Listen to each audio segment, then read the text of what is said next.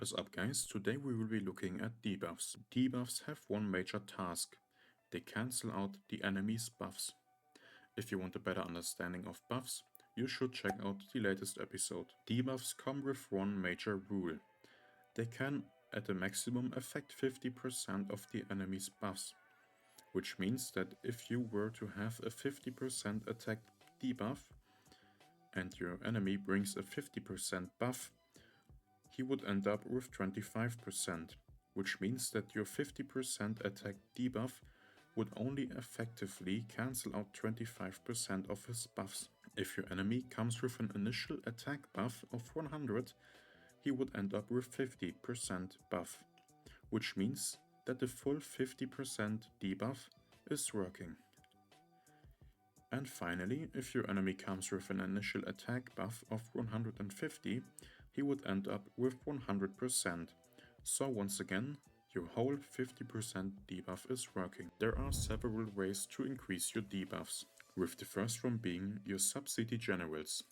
You can find those in the last slide. One thing you want to make sure is that their main skill book contains some kind of debuff. In this case, it's a reduction of the enemy's ranged troop attacks of 35%, as well as an HP reduction of 10% for both mounted and ground troops. If you get your sub-general to level 25, you could also work on the speciality. Here, however, only the second one brings an enemy troop attack debuff.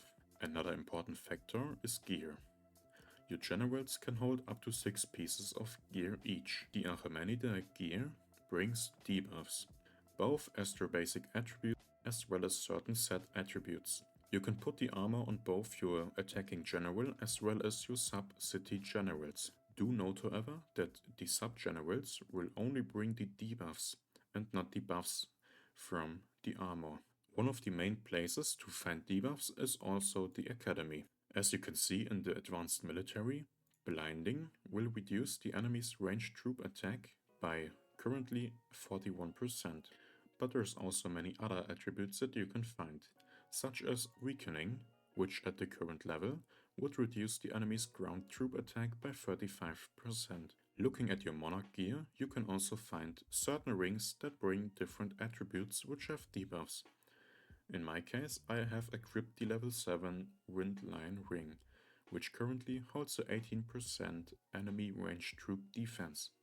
Looking in your inventory, you can also find these fragments, which belong to the civilization treasure. Some of those, such as the Imperial Seal, will hold different debuffs. In this case, a 5% ground troop attack debuff. From different events, you could also get different keep decorations, with some of them getting you different debuffs for your enemy troops. Sticking to your keep, you can also find the champions. Each champion has different skills, which you can find at the bottom left. As you can see, level 2 Dance of Pretty currently brings me an additional 4% enemy troop attack debuff. Finally, you can also take a look at the blazons. Some of them, such as the Honor set, bring different debuffs when you complete set attributes. When it comes to debuffs, you want to develop a certain strategy, so you should think about which of the enemy's troop types you want to debuff, and also get a certain diversity. One of the most important debuffs being the archer attack. And as a final tip, if you have unlocked this feature, you can also find the Iris sets. Some of those also bring debuffs. Do note, however, that using certain pieces of this equipment could rearrange your set attributes. And that was basically all you need to know about debuffs. I hope you did enjoy this little overview, and I will see you guys again very soon.